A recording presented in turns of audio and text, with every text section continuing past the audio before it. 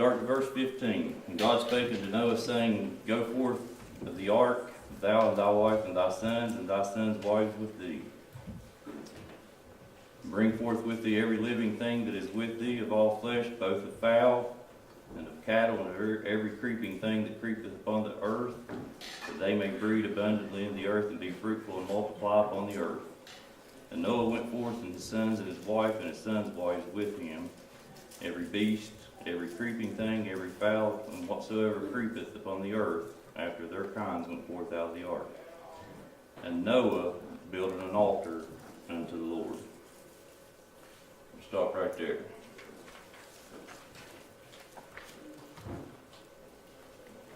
Genesis 7:1 said God told Noah to come into the ark. It means God was already in it. Here, My favorite. yep. Here God's saying, go out of the ark. God's still in the ark. He's the first one in and the last one to leave.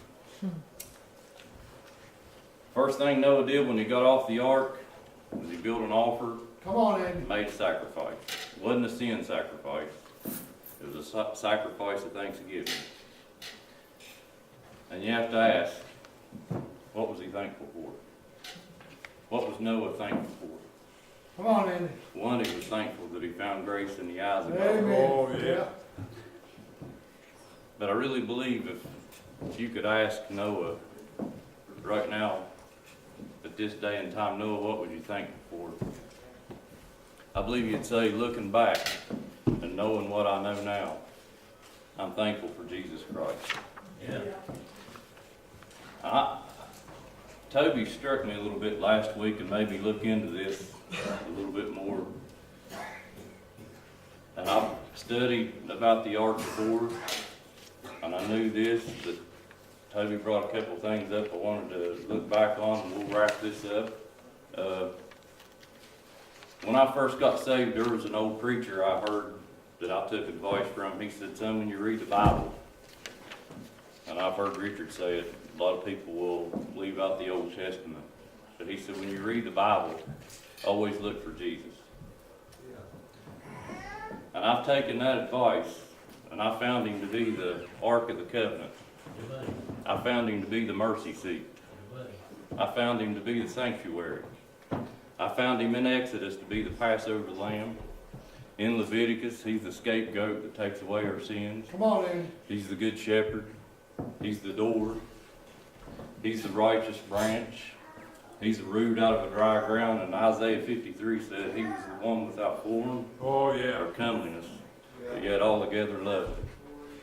And today, he's the ark of safety that Noah built. Amen. His name's Jesus. Yeah. Amen. He's all over the ark. He's the door to the ark. He's God's window to heaven. Come on, Andy. I just want to bring some of that out. So Noah was really thankful for Jesus. He was thankful for his grace. There's a lot of things that can be said about the ark. But like I said, first of all, it's a symbol. The ark is a symbol of Jesus Christ. There's three things I want to lay upon your heart before we leave here. First, I want you to see that there's salvation in the ark. There's salvation in Jesus. There's security as long as you're in the will of Jesus. As long as you stay in the ark. It reminds me of a lesson, I don't know, it's not a lesson, what Ronnie spoke of, abide in the ship. Yeah. And there's sustenance in Jesus, in the ark. It's all that you need. You're right, Andy. Noah's ark was an Old Testament type of Jesus. Peter tells in 1 Peter chapter 3 that the ark was a prophecy. Peter uses the word a type. It's a type of death, burial, and resurrection of Jesus Christ. I want you to think about the construction of the ship. First of all, the ship, Bible scholars will tell you, it was made in the form of a coffin. Made in the form of a coffin. The wood that they used was called gopher wood. Anybody know what gopher wood is? Anybody know what cypress is? Listen. Cypress wood is what they say was gopher wood. Cypress wood, they used it because it can withstand water. They used it to make coffins in ancient times. Cypress wood, listen to this, it's incorruptible. It doesn't rot or decay. Amen. Termites won't eat it. Termites won't eat it. Made with incorruptible wood. God told Noah to take pitch within and without. He said, Noah, I want you to take pitch, rub it all over the outside of the boat, and when you get done, I want you to take that pitch and I want you to rub it all on the inside of the boat. Pitch is what? It's hard, resin. So what's that for? It keeps the water out. What's the water? Judgment. Pitch. The Hebrew term for pitch is kaphar. If you translate that 70-some times in the Bible, kaphar is translated into atonement. I looked it up. So God told Noah to take atonement. He told to take atonement and rub it all over the outside of the boat. Bless He you. told him to take atonement. He rubbed it all on the inside of the boat. God's judgment waters couldn't get inside that boat. Amen. The grace of God couldn't get out. Amen. Trapped all of it. There was a wall of atonement that separated sin, judgment, and grace. Life and death. Life and death. And it's all over Jesus.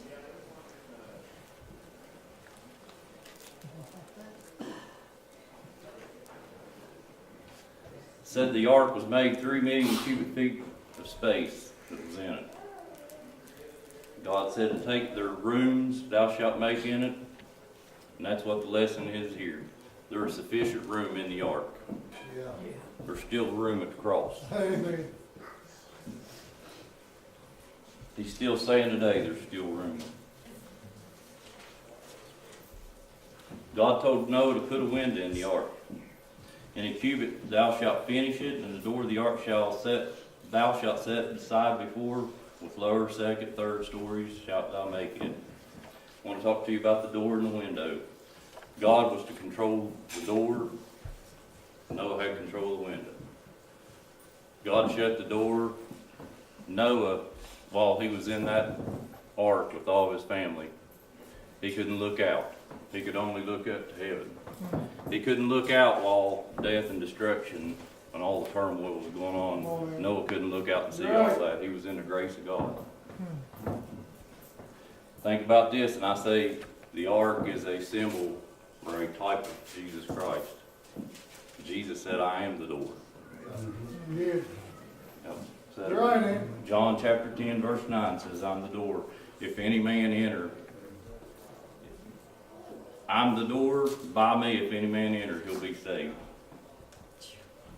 God closed Noah in so that Noah couldn't look out, he could only look up.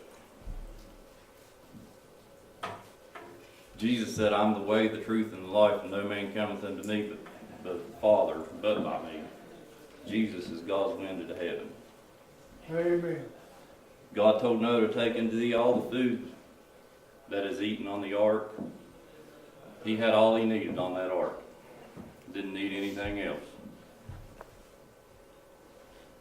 Noah and his family and the animals had all they needed to survive on the ark. The ark rested on the 7th month, on the 17th day, on the mountain of Arafat. Think about this, and I want to look into this later on a little bit more. On the 7th month, the Jewish calendar at that time was a debate whether it started in October. If you count October, November, December, January, February, March, April, April is the 7th month. Said the 17th day. April 14th was Passover. 14 plus 3, 17. It's the day Jesus Christ arose. Yeah. Wow.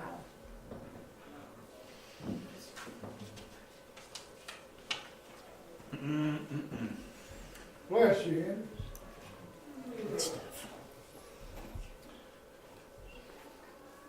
to close with this, and I'm almost done. I won't take up a whole lot of time. Mind the Lord, Andy. You're doing good. When Noah and his family entered the boat, God shut the door of mercy.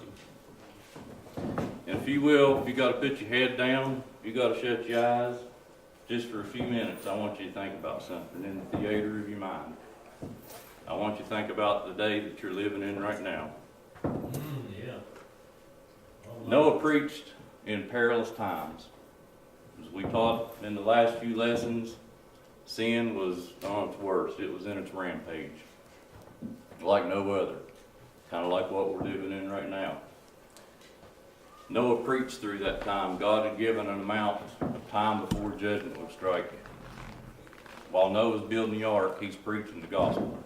He's preaching that the wrath of God's on its way. He's preaching about a storm that's coming that no man can survive unless he abides on the ship.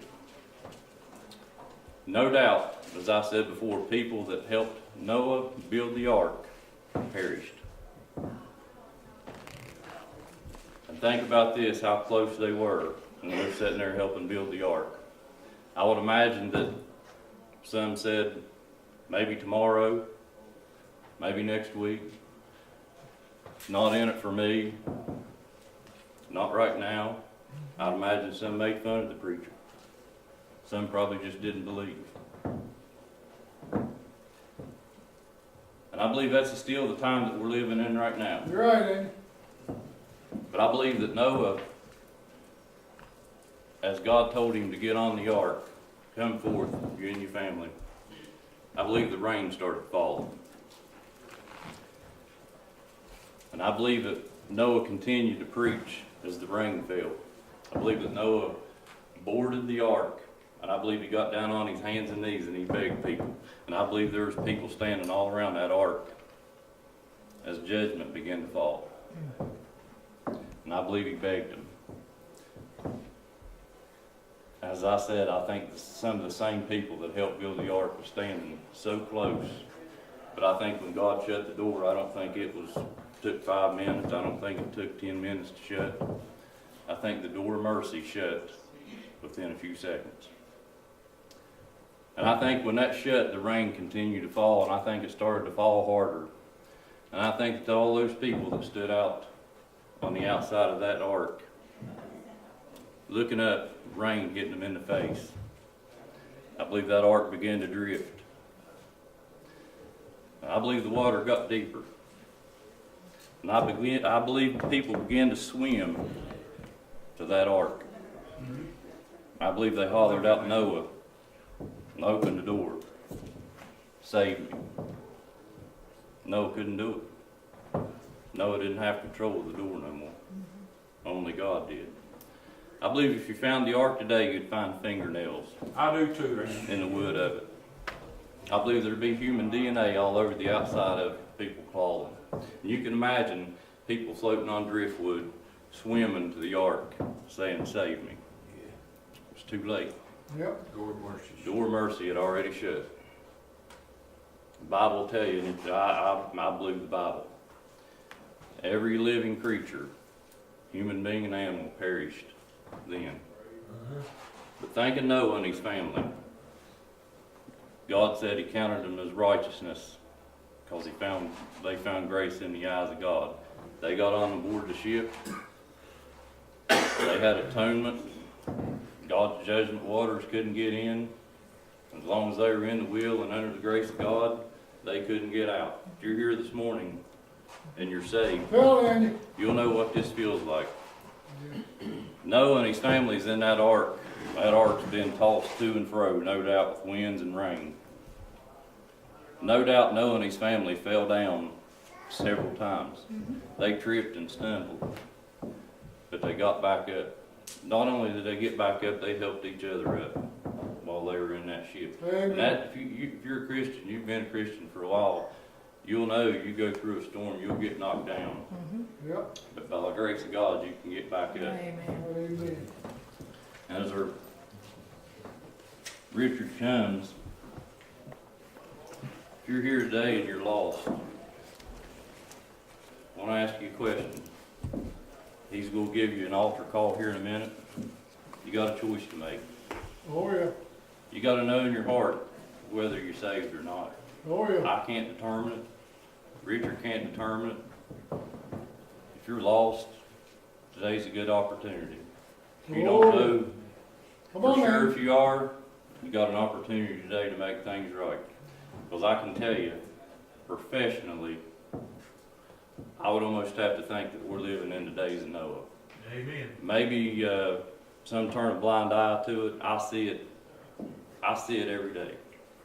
I've never once thought in my 20 plus years being a state trooper that things were getting any better. They're not. Everybody's paranoid anymore. Nobody wants to leave their doors unlocked. Nobody wants to leave home like they used to. The Bible said in the last days, because iniquity shall abound, the love of many shall wax cold. And that's where we're at. You've got Christian people that are paranoid to try to help somebody out because there's so many devices going on, so many different angles, corruption. But I want you to think about today. You can look up and you can see judgment clouds gathering again right now. And I want to ask you, are you on the ark? Or are you close? Or are you miles away? Bless you, Andy. Jesus is passing by right now. The ark's Yes. passing by. You got a chance right now to climb on board. Amen. Yeah. Close enough won't cut it. Being Amen. close to the ark won't cut it. You Come on. gotta be on. You're right. Amen. Bless you, Andy.